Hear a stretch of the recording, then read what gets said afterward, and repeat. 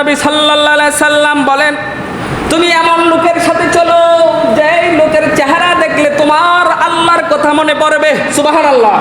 আল্লাহর নবী সাল্লাল্লাহু আলাইহি সাল্লাম বলেন, মান যিকরুকুম বিল্লাহি রুয়াতুহু ওয়া যাদা ফি আমালিকুম মানতিকুম ওয়া যিকরুকুম বিল আখিরাতি আমালুহু।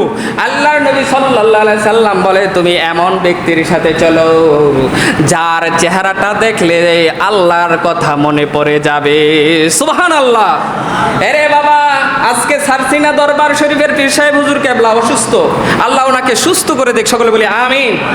ওনার একটা কারামত আমি বলি, উনি লাইফ সাপোর্টে আছে, আল্লাহ তাআলা ওনাকে সুস্থ করে দেখ, সবাই বলেন না আমিন।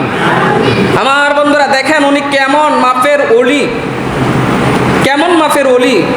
আমাদের দেশে যারা ওলি দাবি করে, যারা পীর সাহেব দাবি করেন, দেখি যে সুদ খায়, ঘুষ খায়, দাড়ি কামায়, বিড়ি খায়, তার টাকাও ছাড়ে না, ঠিক না বলেন? কিন্তু আমি নিজের চোখে দেখেছি এবং দেখে ওই দিনে ওনার কাছে তাবারকান বয়াত হয়ে গেছি। নবীপুর একটা জায়গা, মুরাদনগর থানা নবীপুর একটা জায়গা আছে, ওখানে একটা ঈদগার মধ্যে মাহফিল। আমি ওই মাহফিলের স্টেজে গিয়ে উঠছি, আমি সোনাকান্দার ছাত্র ওই সময় ছিলাম, তো ওখান থেকে গেলাম, ওখানে মাহফিলে গেলাম। পীর সাহেব হুজুর আসবেন, আল্লাহর ওলিদের চেহারার দিকে তাকাইলো, জীবনের সগীরা গুনাহগুলো মাফ হয়ে যায়, ঠিক কিনা বলেন? বন্ধুরা বাবারা শোনেন, ওনার একটা কারামত বলি। এই সারসিনা দরবার শরীফের বর্তমান পীর সাহেব কেবলা, তিনি স্টেজে মাহফিল করতেছে, আমি স্টেজের পিছনে বসে আছি, মাহফিল শুনলাম আর চিন্তা করলাম সব মানুষ যাওয়ার পরে আমি ওনার সাথে হাতে হাত রেখে দোয়া চেয়ে যাব। এটা আমাদের ছাত্রদের একটা অভ্যাস ছিল ওই সময়। তো সমস্ত মানুষগুলো মাহফিল শেষে সিরিয়াল ধরে আপনার দাঁড়িয়েছে হুজুর কেবলার সাথে মুসাফা করবে, সবাই মুসাফা করে যাচ্ছে। এমন সময় একজন লোকের দাড়িগুলো কাটা, একজন লোকের দাড়ি কাটা, দেখতে পাইলাম লোকটার দাড়ি এক মুষ্টি হয় না, লোকটার দাড়ি এক মুষ্টি হয় না।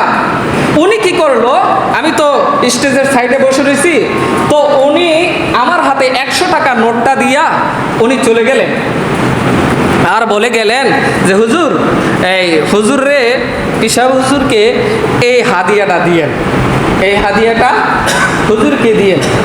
তো আমি ওর টাকাটা লইলাম, কিন্তু আমার ভিতরে এতটুকু খেয়াল আছে, হুজুর তো যারা দাড়ি কাটে তাদের টাকা নেয় না, যারা দাড়ি কাটে তাদের টাকা নেয় না। এখন লোকটা আমার হাতে 100 টাকা দিয়া চম্পট, মানে কোথায় যেন চলে গেছে, আর দেখতেছি না। তাকে যে ফিরাইয়া দিব ওই টাকাটাও বুঝতে পারতেছি না লোকটারে কিভাবে আমি ফিরাইয়া দিই। এবার সব মানুষগুলো চলে গেল, সিরিয়ালে আমি স্টেজ থেকে নামলাম নিচে, আর হুজুরে স্টেজে কারোর সাথে মুসাফা করে না, এটা আমি দেখেছি। এবং কেউ যেন দইরা উঠাবে হুজুরের খাদেম ছাড়া, এইরকমও না। হুজুরের খাদেম যিনি, তিনি ওনাকে ধরে স্টেজে উঠায় বানামায়। তো আমি নিচে নেমে গেলাম, নিচে নাইমা সিরিয়ালে দাঁড়াইলাম। সিরিয়ালে দাঁড়ানোর পরে হুজুরের কাছে যখন আমি 100 টাকা নোটটা দিলাম, আল্লাহর কসম 100 টাকা নোটটা যখন দিলাম, টাকাটা দিলাম, হুজুরে আমার চেহারার দিকে তাকাইয়া হাতটারে এইভাবে ঘুরাইতেছে। আল্লাহু আকবার বলেন না? মানে আমার টাকাটা নিচ্ছে না, ওই লোকের টাকাটা নিচ্ছে না, কিন্তু হুজুর তারে দেখে নাই, উনি তো পিছন থেকে দিয়ে গেছে গা, হুজুর দেখে না। কিন্তু আমি যখন হুজুরকে টাকাটা দিলাম, হুজুর এইভাবে হাতের তালুটা এইভাবে করে রাখছে এবং হাতটারে এইভাবে ঘুরাইতেছে। আর আমি মনে মনে বলতেছি, আল্লাহ, হুজুর যদি টাকাটা না নেয়, আমি এই টাকাটা কারে দিব, এই টাকাটা আমি কারে দিব? আমার চেহারাটা মলিন হয়ে গেল। তখন হুজুর আমার চেহারার দিকে তাকাইলেন, তাকানোর পরে হুজুর টাকাটা নিলেন, বলেন আলহামদুলিল্লাহ।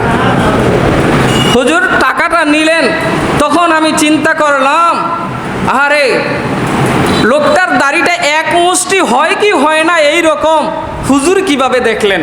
সুবহানাল্লাহ বলেন না? ওনাদের অন্তর্চক্ষু তো খোলা, আলহামদুলিল্লাহ বলেন না?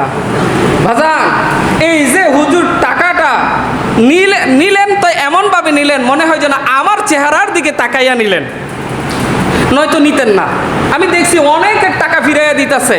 আমি দেখলাম যে উনি যতজনের টাকা, মানে যেই টাকাগুলো ফিরাইয়া দিতেছে, অন্যান্য পিসাবেরা মাহফিল করে মনে হয় এই টাকা পায় না। কথা বুঝছেন? এইগুলো হলো সৎ লোক, এইগুলোর সহবতে থাকলে গেলে কিছু শেখা যাবে, কিছু আনা যাবে।